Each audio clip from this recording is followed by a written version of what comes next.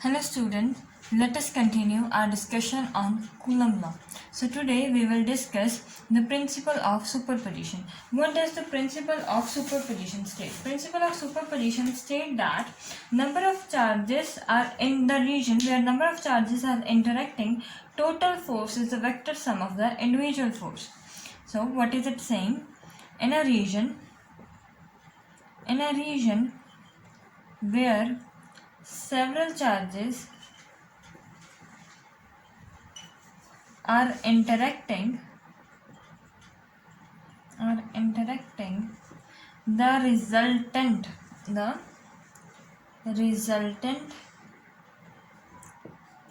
force is the vector sum.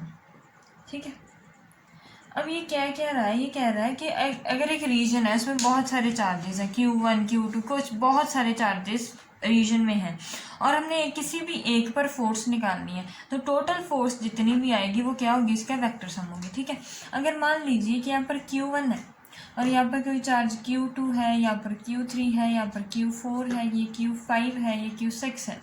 ठीक है, ऐसे ही चार्जेस पड़े हैं. अब ये सारे एक दूसरे पर फोर्स लगा रहे हैं, इस पर भी ये सारे फोर्स लगा रहे हैं, इस पर भी सारे फोर्स, एक दूसरे पर सारे के सारे ही फोर्सेस लगा रहे हैं. ठीक है, और ये जो फोर्स है, जो रिजल्टेंट फोर्स आएगी ना, वो क्या होगी? इसका वेक्टर सम होगा. सिंपल एडिशन नहीं होगा, वेक्टर एडिशन होगा. वेक्टर एडिशन पूरा हमने +1 में कवर किया है. अब इस पर क्या होगी? सारी की सारी वेक्टर एडिशन. और इसके साथ साथ एक बात और ध्यान में रखनी है कि it will be independent. It will be independent of the presence of other charges.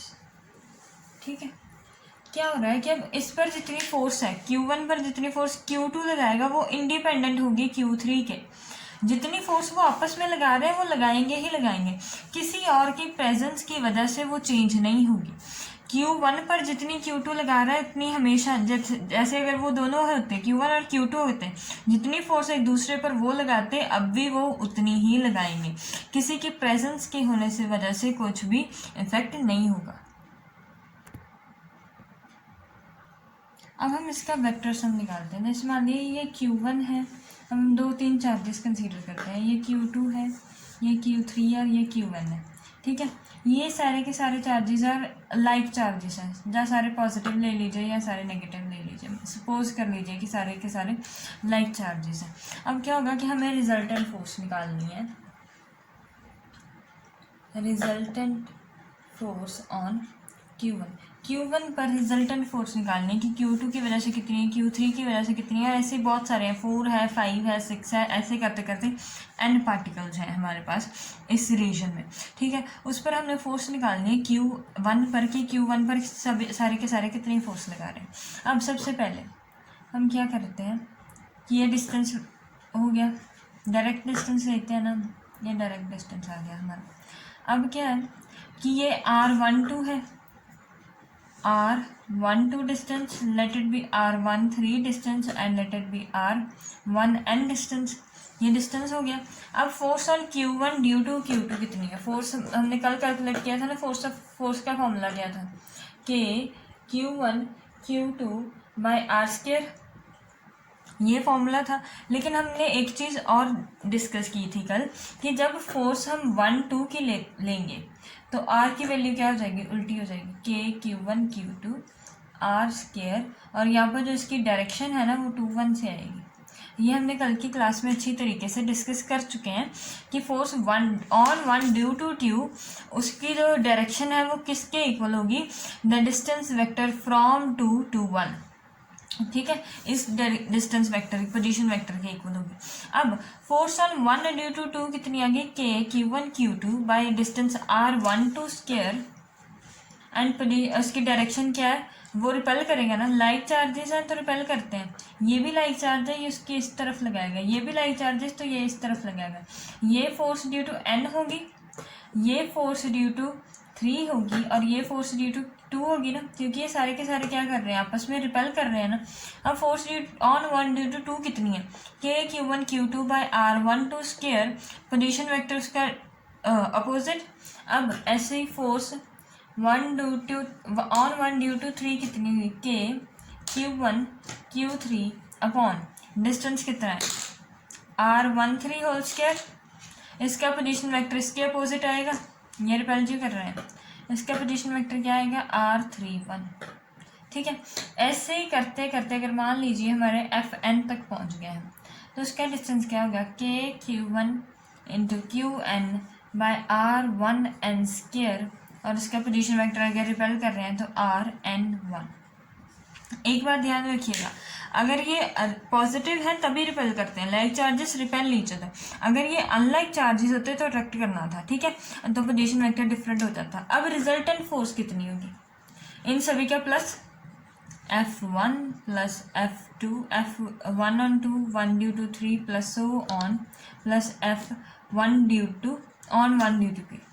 F resultant कितनी आ जाएगी, इसकी वैल्यूज फिल करते जाओ, K Q1 Q2 by R12 square direction vector R21 plus K Q2 Q3 Q1 Q3 upon R13 square distance vector R31 plus so on up to K N charges का K Q1 into QN upon R1N whole square position vector RN1।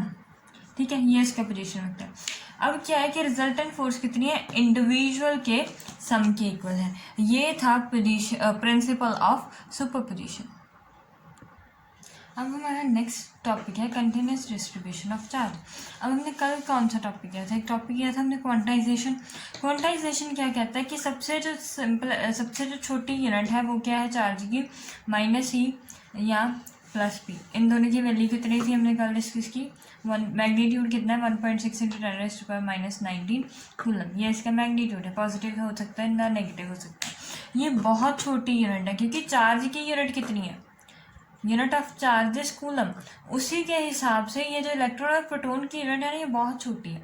जब हम बड़ी बात करते हैं, ये तो atomic level पर बात की थी ये कि इलेक्ट्रॉन है, प्रोटॉन है और ये सब कुछ हो रहा है, लेकिन जब बहुत बड़ी बॉडी है, बॉडी का साइज कंपेरेबल है, ठीक है, तब क्या होगा कि एटम तो बहुत छोटी यूनिट बन जाएगा, उसके इलेक्ट्रॉन बहुत छोटी यूनिट बन जाएंगे। तब क्या होगा, क्वांटाइजेशन को हम इग्नोर भी कर सकते हैं। ठीक है, हम मान सकते हैं कि चार्ज जो है वो यूनिफॉर्मली डिस्ट्रीब्यूटेड है। अब कंटिन्यूस डिस्ट्रीब्यूशन ऑफ चार्ज में हम यही पढ़ेंगे कि क्या हो रहा है।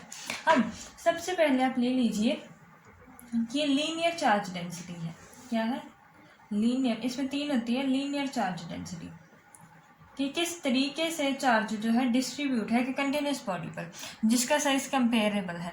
अगर लीनियर चार्ज डेंसिटी कैसी होती है, लीनियर चार्ज डेंसिटी में क्या होता है, charge is distributed along a line. एक लाइन के अलोंग चार्ज डिस्ट्रीब्यूट होता है, either it may be straight, the line may be straight और कर्व। लाइन स्ट्रेट भी हो सकती है, कर्व भी हो सकती है, लेकिन चार्ज इसके अराउंड डिस्ट्रीब्यूट होगा। जैसे ये आप ले लीजिए, ये लाइन है, कोई छोटी सी रॉड ले लीजिए, इस पर चार्ज यूनिफॉर्मली डिस्ट्रीब्यूटेड है। ठीक है, ये क्या है, हमारी लीनियर चार्ज डेंसिटी। इसको हम किससे डिनोट करते हैं, इसको हम डिनोट करते हैं लैम्डा से। लीनियर चार्ज डेंसिटी को डोनेट करते हैं हम लैम्डा से।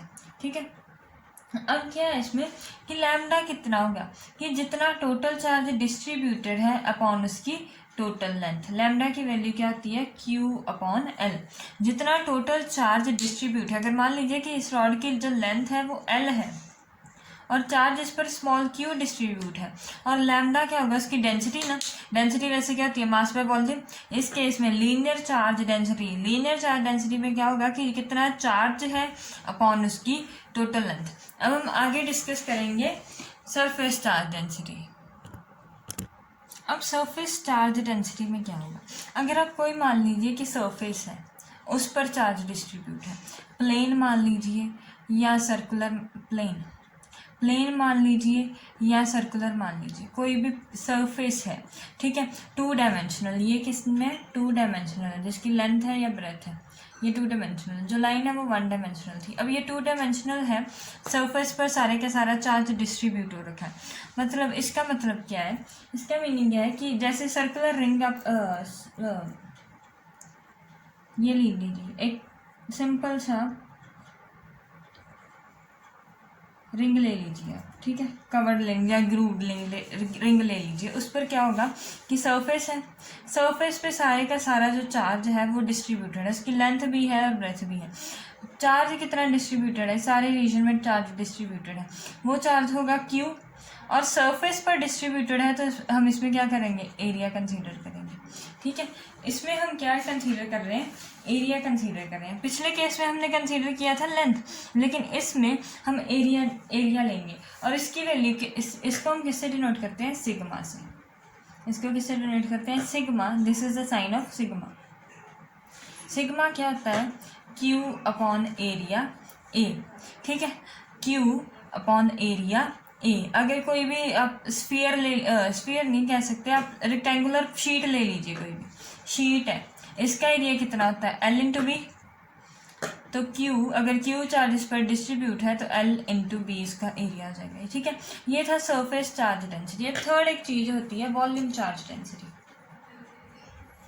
Volume charge density, volume charge density पे हम क्या कंसीडर करते हैं, वॉल्यूम कंसीडर करते हैं कि जो चार्ज है वो सारे की सारी वॉल्यूम में डिस्ट्रीब्यूट है, ठीक है, सारी की सारी वॉल्यूम में डिस्ट्रीब्यूट है। इसकी एग्जांपल है स्फीयर, कि कोई भी सर्कुलर बॉल है उस पर अंदर बाहर हर तरफ चार्ज डिस्ट्रीब्यूट है।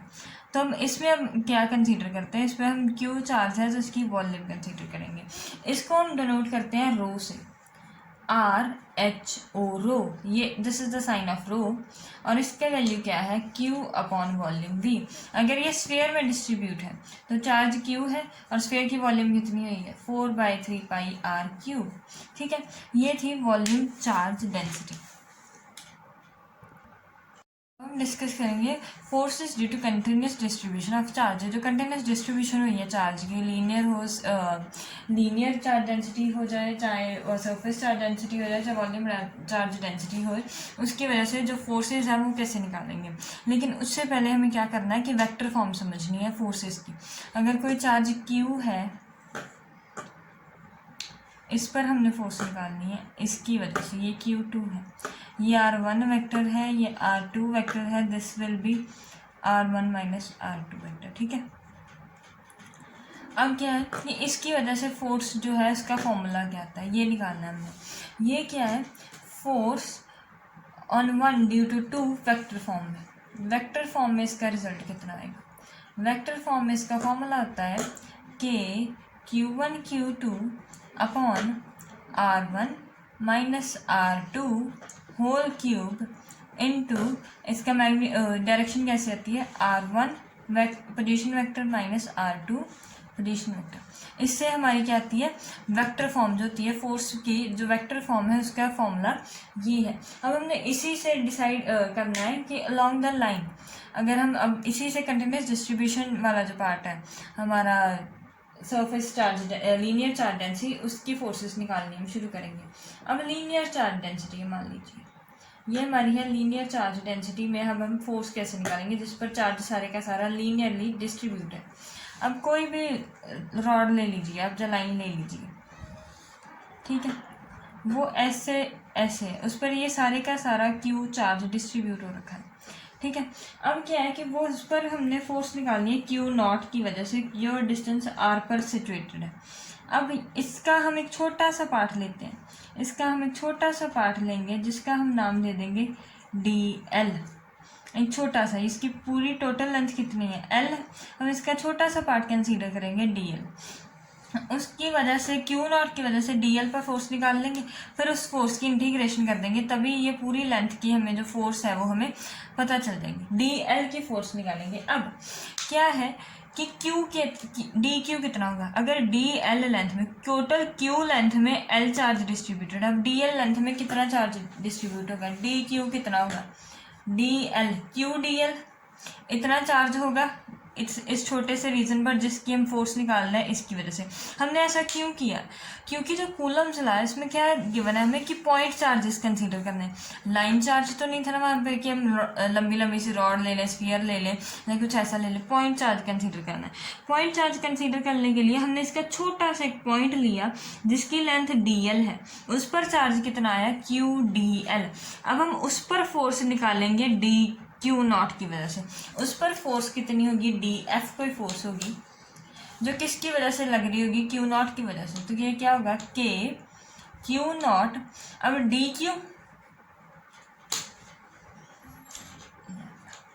dq अपॉन डिस्टेंस का सब्ट्रैक्शन, ये वाला फॉर्मूला आएगा इसमें क्योंकि वेक्टर फॉर्म में हम कर रहे हैं ना। ये r0 है, r0 minus r whole cube, direction उसकी आएगी r dash minus r। D Q कितना, सॉरी डी क्यू यहाँ पर लैम्डा आएगा, क्यों नहीं आएगा? क्यों? क्योंकि लैम्डा क्या था हमारा? Q upon L. अब छोटे सी लेंथ डी क्यू के लिए, अब डी एल लेंथ के लिए चार्ज कितना, ऐसे ऐसे समझ लीजिए, lambda is equals to Q by L. Q कितना हो गया? Lambda into L. अब छोटी सी लेंथ डी क्यू के लिए, डी एल के लिए लैम्डा कितना हो जाएगा? D Q lambda into D L. ठीक है, वो हमने यहाँ पर लिख दिया। अब डी क्यू की वैल्यू कितनी है? के की वैल्यू है 1/4 pi epsilon not Q not R dash minus R whole cube. D Q की वैल्यू कितनी आएगी? Lambda D L R not, ये इसकी डायरेक्शन वेक्टर, पोजीशन वेक्टर है, डायरेक्शन बता रहा है, this is the position vector. ये आगे डी एफ। अब टोटल फोर्स के लिए हम क्या कर देंगे? इंटीग्रेशन टोटल टर्म की कर देंगे। एफ कितना हो जाएगा? ये कांस्टेंट है, ये डी एफ की इंटीग्रेशन करोगे तो एफ आ जाएगा। ये इसकी करोगे आप 1/4 पाई एप्सिलॉन नॉट कॉमन हो जाएगा, और ये जो बाकी सारी की सारी टर्म बच गई है, इसकी क्यू नॉट भी स्टैंडर्ड टर्म है, उसकी वैल्यू हमें मालूम है, क्यू नॉट भी बाहर, और ये जो सारी टर्म है इसकी इंटीग्रेशन हो जाएगी। लेंथ की वैल्यू होगी 0 to L और फोर्स की वैल्यू हो जाएगी 0 to F। इसकी इंटीग्रेशन की वजह से हमें टोटल फोर्स मिल जाएगी कि कितनी फोर्स जनरेट हो रही है एक लाइन चार्ज की वजह से। हमारा नेक्स्ट है कि जब सारे का सारा चार्ज सरफेस पर डिस्ट्रीब्यूट होगा, अगर अब सरफेस पर डिस्ट्रीब्यूट है तो क्या आएगा? सिग्मा आएगा। सिग्मा क्या होता था? क्यू अपॉन ए। इसकी ये वाली टर्म्स में डिस्कशन करेंगे हम। अब सिग्मा क्या है? क्यू बाई ए। अब क्या है कि हमने फिर से इसमें पॉइंट चार्ज ही कंसीडर करना पड़ेगा कूलम लॉ की वजह से। तो हम इस पर छोटा सा एरिया कंसीडर करेंगे डी ए, उस पर चार्ज कितना होगा? क्यू चार्ज टोटल पर था, उसकी वैल्यू कितनी है? सिग्मा इंटू ए। अब अगर छोटा सा एरिया हम ले रहे हैं डी ए, उसकी वैल्यू क्या आएगी? D Q is equals to sigma into D A, ये इसकी वैल्यू हो जाएगी। ठीक है, अब हमने इसकी फोर्स निकालनी है, फोर्स ऑन डी क्यू जो एरिया हमने डी ए जो एरिया उस पर डी क्यू चार्ज पर क्यू नॉट की वजह से हमने फोर्स निकालनी है। फोर्स कितनी है? के Q1 Q2 by are square. अब हमने इसको वेक्टर फॉर्म में कंसीडर कर रहे हैं तो ये वाला फॉर्मूला नहीं लगाएंगे, वेक्टर वाला लगाएंगे। ये तो इसकी मैग्नीट्यूड बता रहा है ना, मैग्नीट्यूड कितना है इसका दोनों का। अगर वेक्टर फॉर्म में हम लिखेंगे तो क्या लिखेंगे? K Q1 Q2 upon are minus are dash whole cube, और उसका डायरेक्शन वेक्टर दे रहा है हमें वो आर डैश माइनस आर, ये उसका डायरेक्शन वेक्टर है। ये फोर्स का फॉर्मूला। अब छोटी सी फोर्स डी क्यू पर कितनी फोर्स लग रही है? डी एफ फोर्स कोई लग रही है, उसकी वैल्यू कितनी आ जाएगी? के Q1 कितना है यहाँ पर? क्यू नॉट, और जिस पर हम निकाल रहे हैं वो कितना है? डी क्यू हमने लिया है, D Q upon are minus are dash whole cube into R dash R minus, sorry यहाँ पर आएगा R minus are dash, R minus are dash. ठीक है, ये आएगा डी एफ इजिकल्स टू के Q not D Q upon this term. और D Q की वैल्यू कितनी है? ये D F is equals to के क्यू नॉट, डी क्यू की वैल्यू कितनी आएगी? Sigma D A R minus are dash whole cube R position vector, this position vector will give us the direction. ठीक है, ये आ जाएगी। अब छोटी सी फोर्स डी एफ थी और इस पर हमने टोटल फोर्स निकालनी है, तो अब हम इसकी क्या करेंगे, इंटीग्रेशन 0 to a इसकी लिमिट आएगी और इसकी 0 to f आएगी। ये फोर्स f आ जाएगी, कितनी आ जाएगी, k q not integration of this term sigma d a r minus r dash whole cube, और ये पोजीशन है, ठीक है। This will give us the force due on the surface. हम नेक्स्ट बात करेंगे कि चार्ज डिस्ट्रीब्यूटेड ओवर वॉल्यूम, पूरे स्फीयर में, पूरी वॉल्यूम में अगर वो डिस्ट्रीब्यूट हो रखा है चार्ज, तो उसकी वैल्यू क्या आएगी, ठीक है। इस पर हम वैसे ही करेंगे जैसे हमने पहले 2 केसेस में किया है। कोई चार्ज क्यू नॉट करेंगे हम कंसीडर आर डिस्टेंस पर, और वॉल्यूम है, ये पूरी वॉल्यूम है, उस पर हमने छोटी सी एक वॉल्यूम कंसीडर कर लेनी है डी वी, ठीक है। इस पर पूरा चार्ज क्यू है और ये पॉजिटिव चार्ज जनरेट हो रखा है यहाँ पर सारे का सारा। उसका हमने छोटा सा पार्ट ले लिया है डी वी, जो कि आर नॉट पर है, ठीक है, आर डैश पर है। अब क्या होगा, वॉल्यूम वाले में क्या आता है, rho is equals to q upon volume V. अब क्या होगा कि छोटा सा चार्ज डी वी में कितना चार्ज होगा, डी क्यू चार्ज होगा, उसकी वैल्यू कितनी आएगी, रो इंटू डी वी, ये उसकी वैल्यू। अब उसकी वजह से डी एफ कितनी होगी, छोटी सी फोर्स कितनी होगी, k Q not D Q upon are minus are dash whole cube into r minus are dash. अब टोटल फोर्स डी क्यू की वैल्यू हम फिल कर देंगे, डी क्यू की वैल्यू कितनी है, rho D V d F is equals to के Q not, rho d Q की वैल्यू हमने फिल कर दी, rho D V upon are minus are dash whole cube, ये डायरेक्शन वेक्टर उसका, कि उसकी डायरेक्शन कौन सी आई, ठीक है, ये आ गया। अब हमने टोटल निकालनी है फोर्स टोटल, तो हम इसकी क्या कर देंगे, integration 0 to f and 0 to v। इसकी आ गई f के Q not rho D V R minus are dash whole cube R minus are dash position vector, ठीक है, ये इसकी आ जाएगी total force. So this was the end of our chapter first, Coulomb's law. I hope you liked the video. If you have any doubt, ask me in comment section, like and subscribe my channel.